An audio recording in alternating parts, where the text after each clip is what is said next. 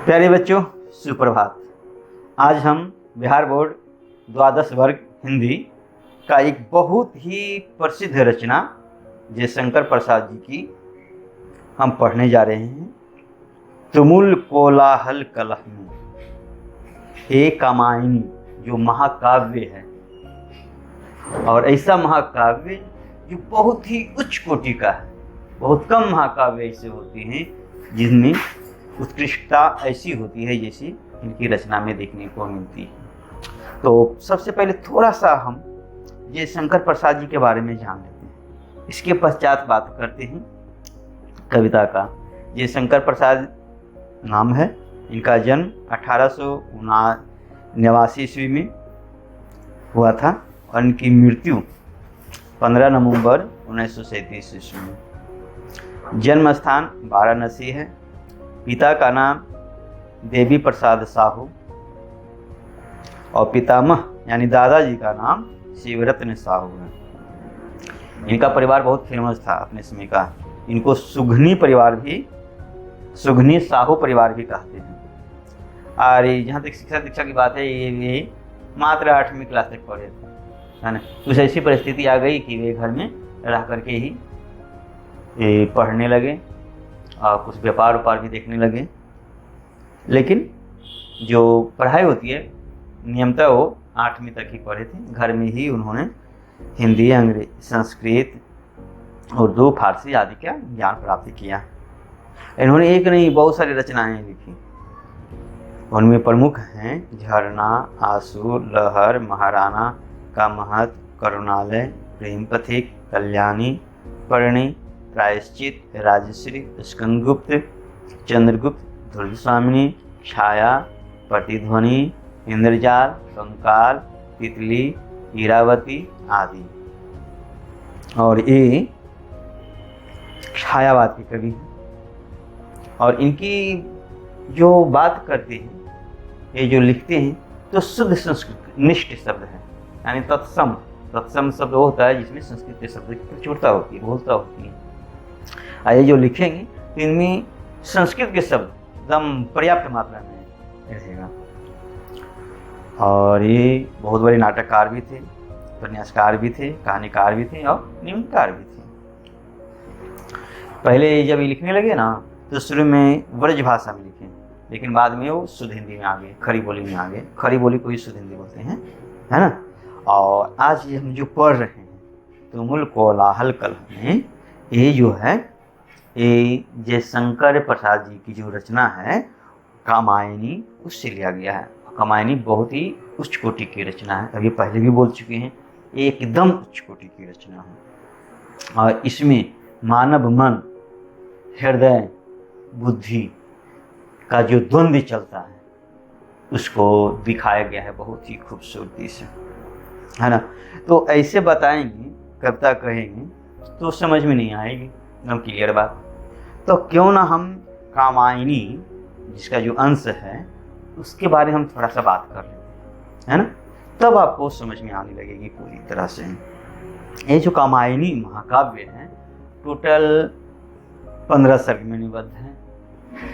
तो महाकाव्य जो होता है, महाकाव्य वो गीत के रूप में होता है बहुत तेजी से। रामायण महाकाव्य है, महाभारत महाकाव्य है ना, रघुवंशम महाकाव्य है ना, त्रेतार्जुनीयम महाकाव्य है।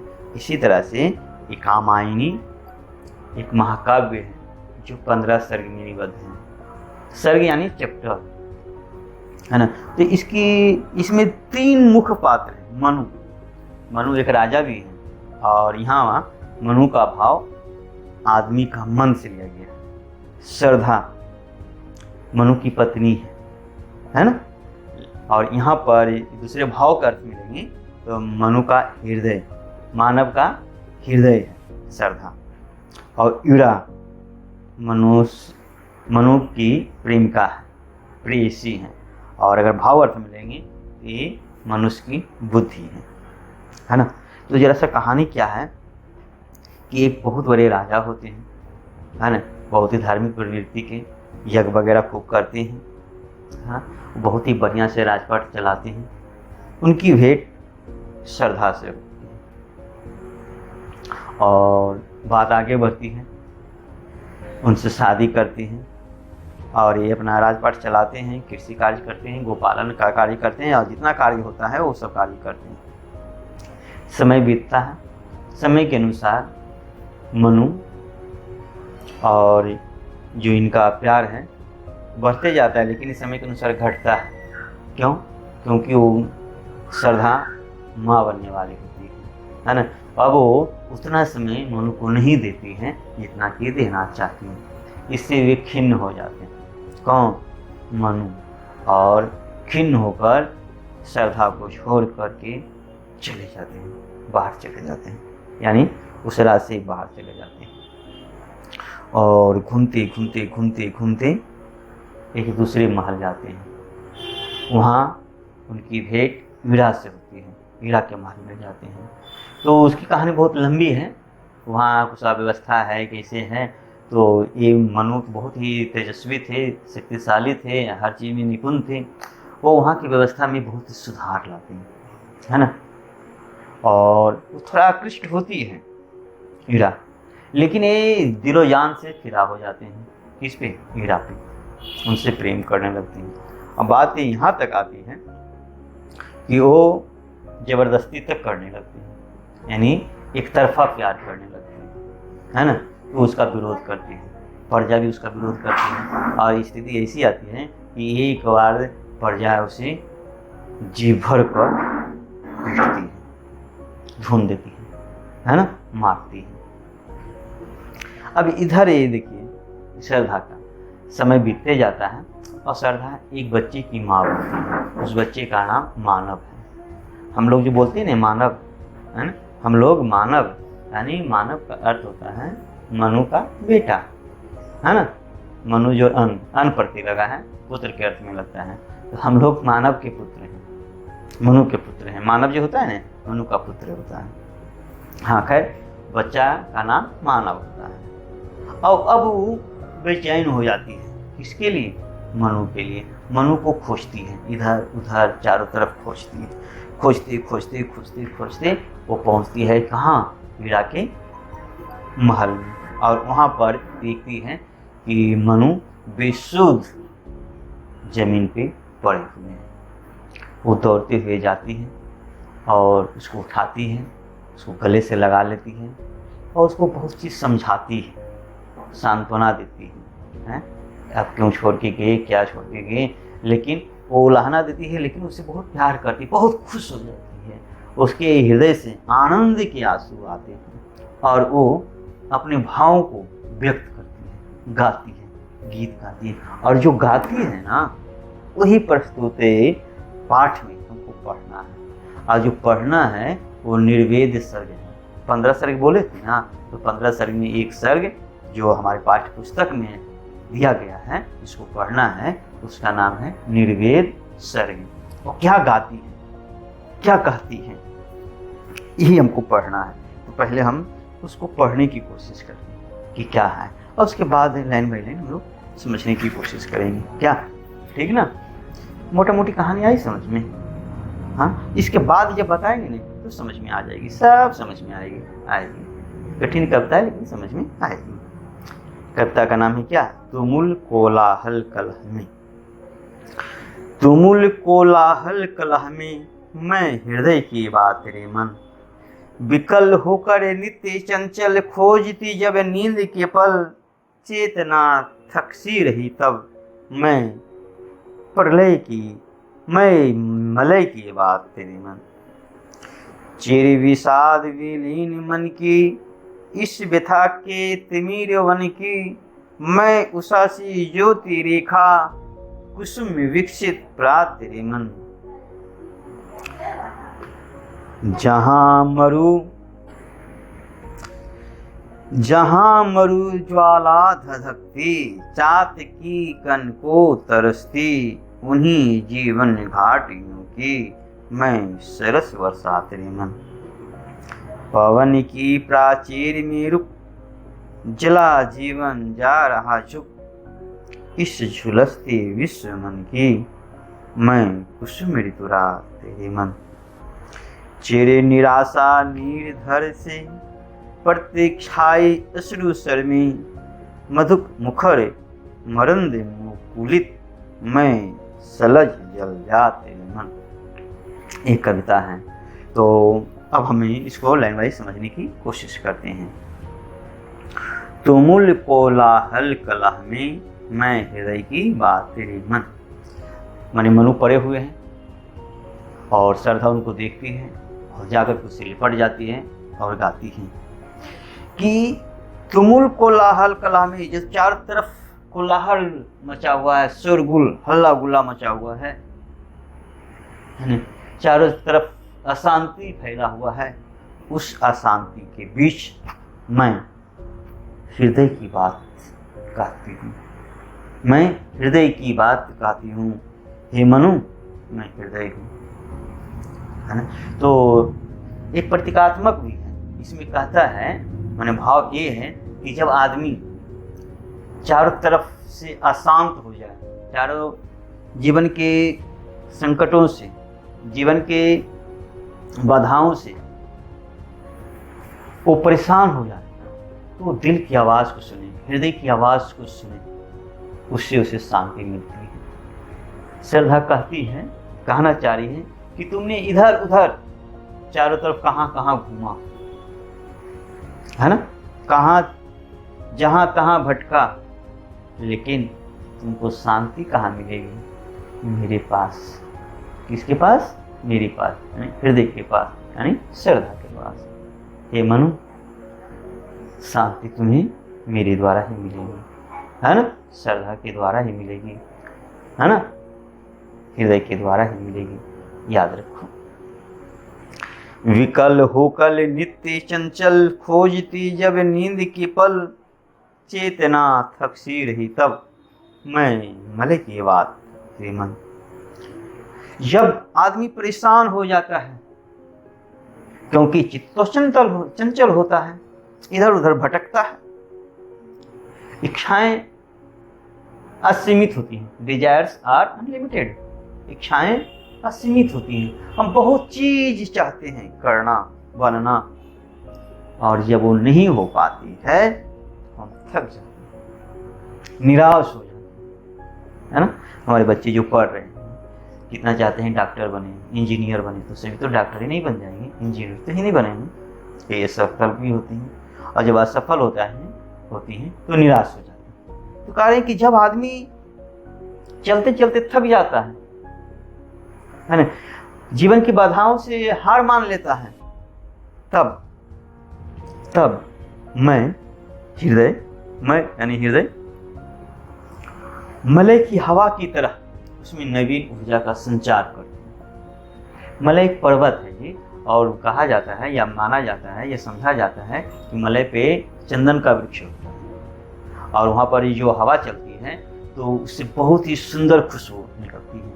जैसे आप अगरबत्ती जलाते हैं, सेंटेड अगरबत्ती, और जला देते हैं तो जिधर हवा चलती है एकदम चारों तरफ गम गम होने लगता है ना। या कहीं घर में पूजा पाठ होती है, धुमाधुमात जलता है तो एकदम वातावरण एकदम शुद्ध जैसा हो जाता है। लेकिन कल्पना कीजिए जहाँ चंदन का पेड़ ही है ना, और वहाँ हवा चलती है तो एकदम आदमी मस्त हो जाता है, एक नया संचार, नया खुशी, नया जोश आ जाता है। तो कह रहा है कि जब आदमी थक जाता है ना, इधर उधर की बात करके या परेशानियों से, तो मैं यानी हृदय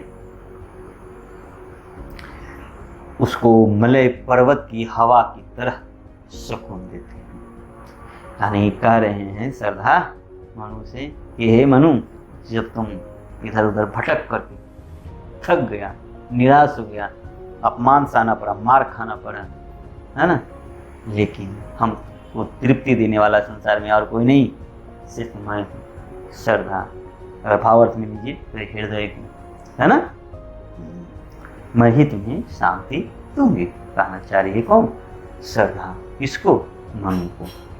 अब देखिए, चिर विषाद विलीन मन की, इस व्यथा के तिमिर वन की, मैं उषा सी ज्योति रेखा, कुसुम विकसित प्रातरी मन। कह रहा है कि आदमी चिरमन होता है लगातार, बहुत, है ना, चिरंजीवी हुआ बोलते हैं ना, चिरंजीवी हुआ मतलब होता है कि बहुत दिन तक जियो। कह रहा कि चिर विषाद विलीन मन की, जब मन में दीर्घ काल तक विषाद, निराशा, असंतोष व्याप्त हो जाता है, चारों तरफ अंधेरा ही अंधेरा दिखाई पड़ता है, अंधेरा रूपी वन चारों तरफ दिखलाई पड़ता है, कहीं उजाला का नाम नहीं होता है, तो मैं यानी हृदय उषा की ज्योति की तरह भोर में सूर्य की ओर देखिए, है ना, पूर्व की ओर देखिए, एक लालिमा से निकलती है, वो लालिमा आशा का संचार का प्रतीक है। यानी मैं उषा की लालिमा की तरह, ज्योति की तरह आती हूँ और कुसुम रूपी मन को विकसित करती हूँ, प्रफुल्लित करती हूँ, है ना।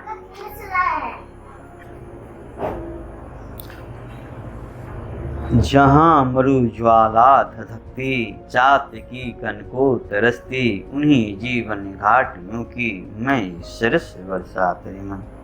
यहाँ कह रहे हैं कि जब आदमी परेशान हो जाता है तो उसी तरह से उसके दिल में असंतोष व्याप्त रहता है, जिस तरह से मरुस्थल में गर्मी व्याप्त होती है। वो शांति चाहता है, उसी तरह चातकी पक्षी की तरह, चातकी एक पक्षी है जी, वो ने स्वाति नक्षत्र में जो बारिश होती है उसी को पानी पीती है ना। तो कह रहा है उस चातकी की तरह है, वो पानी चाहती है। उसी तरह से आदमी जब असंतोष चारों तरफ फैल जाता है, असंतोष रूपी मरुस्थल में वो प्यासा रहता है और चातकी की तरह पानी की एक बूंद के लिए तरसता है, पानी यानी शांति की खोज करता है ना। तो उस विषम परिस्थिति में, जीवन की इस विषम परिस्थिति में मैं यानी श्रद्धा कैसे जाती है, शरत वर्षा तेरे मन, बरसात की तरह जाती है। जैसे जब बारिश होती है तो सभी पेड़ पौधे हरे भरे हो जाते हैं, सभी की अभिलाषाएं पूर्ण हो जाती है, पेड़ पौधे जीव जंतु सभी खुशहाल हो जाते हैं। उसी तरह से जब असंतोष व्याप्त होता है, बाधाएं व्याप्त होती हैं, तो और आदमी शांति की खोज में भटकते रहता है ना। तो उस समय जो श्रद्धा है यानी हृदय है, वो जब पहुंचती है तो उसका दिल गदगद हो जाता है, उसको शांति नसीब होती है, खुशी नसीब होती है, मन में एक अलग तरह का सुकून पैदा होता है ना। ये कहना चाह रही हैं। और अगर मनु की दृष्टि से और श्रद्धा के दृष्टिकोण से बात करें कि ए मनु, अब तुम बेचैन मत हो, जितना कष्ट पाना था पा लिया, जितना तुमको लोगों ने परेशान किया, करना था कर लिया, अब तुमको कोई परेशान नहीं करेगा, अब तुम सुख से रहोगे। क्यों? क्योंकि मैं तुम्हारे पास आ गई हूँ, तुमको दुख नहीं दूंगी, अब मैं तुम्हें सुख दूंगी, तुम्हारे मन को सुकून दूंगी, शांति दूंगी। ये कहना चाह रही है कौन? श्रद्धा। किनको? मनु को। ठीक है। पवन की प्राचीर में रुक, जला जीवन जा रहा झुक, इस झुलसते विश्व मन की मैं कुसुम ऋतुरात हे मन। कह रहा है कि कोई बहुत बड़ा महल है और उसमें पवन जो गया और उसको बाहर निकलने का रास्ता नहीं है, तो वो वहीं पे रुका हुआ सब प्रतीत होता है ना। जीवन रुका हुआ महसूस होता है। कई बार ऐसा होता है कि हम बहुत जोश से आगे बढ़ते हैं, लेकिन हमारे सामने ऐसी बाधाएं आ जाती हैं कि हम उससे पार नहीं पाते। हम चाहते हैं कि अब हम आगे बढ़ेंगे, लेकिन एक समस्या सामने आ जाती है, उस समस्या से पार पाए नहीं तो दूसरी समस्या सामने आ जाती है, फिर दूसरी समस्या पार पाए नहीं कि तीसरी समस्या आ जाती है। यानी समस्याएं मुहवाएं सुरसा की मुंह की भांति बढ़ती जाती है, फैलती जाती हैं और हम बेचैन हो जाते हैं, है ना। और ऐसी बेचैनी में, ऐसी अशांति की घड़ी में, ऐसी परेशानी की घड़ी में जो मन है, हृदय है, वो शांति की प्रतीक बनकर आती है। अगर मनु के रूप में और श्रद्धा के रूप में बोले तो कह रहे हैं कि तुमको जो अपमानित होना था, जो बेइज्जत होना था, ये वो हो चुका। तुम्हारी बहुत सारी अभिलाषाएं थी कि हम मीरा के साथ आराम से रहेंगे, है ना, आनंद की जिंदगी गुजारेंगे, लेकिन ऐसा संभव नहीं हो सका, है ना। लेकिन अपने हृदय को मायूस मत करो, मैं आ गई हूँ, अब तुम्हें सुकून दूंगी, शांति दूंगी, तुम्हारे हृदय की जो अभिलाषाएं हैं वो पूरी होंगी, है ना। इसलिए चिंतित मत हो। अंत में क्या कर रही है ये सुनिए। चिर निराशा निर्धर से प्रतीक्षायित अश्रुसर में मधुप मुखर मरंदे मुकुलित मैं सजल जल जात। इसमें कह रहे हैं कि जब चारों तरफ निराशा रूपी बादल घिरा हुआ, जब आदमी के सामने चारों तरफ निराशा रूपी बादल घिरा हुआ हो और अश्रु रूपी सरोवर में वह डूबा हुआ महसूस करते हो, जब आदमी निराशा रूपी बादल में घिरा हुआ हो और अश्रु रूपी तालाब में अपने को डूबा हुआ महसूस कर रहा हो, वैसी परिस्थिति में मैं यानी हृदय उस भौरे की तरह आते हैं और कमल के फूल पे मंडराते हैं जिसमें रस होता है। यानी मैं उस कमल के पौधे की तरह हूँ, मैं उस कमल के फूल की तरह हूँ जिसमें रस है और जिसमें भौरे लिपटे रहते हैं, यानी उसमें कुछ आनंद पाते हैं। इसलिए तुम जो निराशा में डूबे हुए हो, अश्रु के सागर में गोती लगा रहे हो, अब तुम उसे हटाओ या उसको हटाने का समय आ गया है। मैं कमल की तरह रस से सराबोर हूँ, मैं आनंद की देवी हूँ, सुखों की देवी हूँ, मैं तुम्हें सुख दूंगी, सुकून दूंगी, है ना। अब तुम अपने मन से निराशाओं को हटा दो, है ना। और मैं सजल जल जात मैंने जल से युक्त बादल की तरह तुम्हारी हर इच्छाओं को पूरी कर दूंगी। हे मनु, तुम निराश मत हो, अब दुख के दिन गए रे भैया, सुख के दिन आयो। अब हम सुख से, आनंद से, प्यार से रहेंगे, है ना। यही बात है, यही पढ़ना था। तो इसके बाद क्या होता है थोड़ा सा ये भी समझ लीजिए कि मनु को एहसास होता है कि हमने गलती की है ना। और फिर वो श्रद्धा के साथ ईरा को छोड़ देते हैं अपने महल में, है ना, जिसने अपमानित किया था, बेइज्जत किया था सरेआम जनता के बीच में, और वापस अपने महल चले जाते हैं और आराम से सुख की ज़िंदगी व्यतीत करते हैं। आई समझ में थोड़ा बहुत? हाँ, अगर आए बच्चे तो बहुत बढ़िया।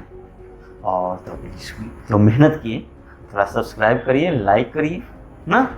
हाँ, तो फिर हम इसका अगला वीडियो बनाएंगे, आगे बनाएंगे। ठीक है, धन्यवाद, आपका दिन शुभ हो।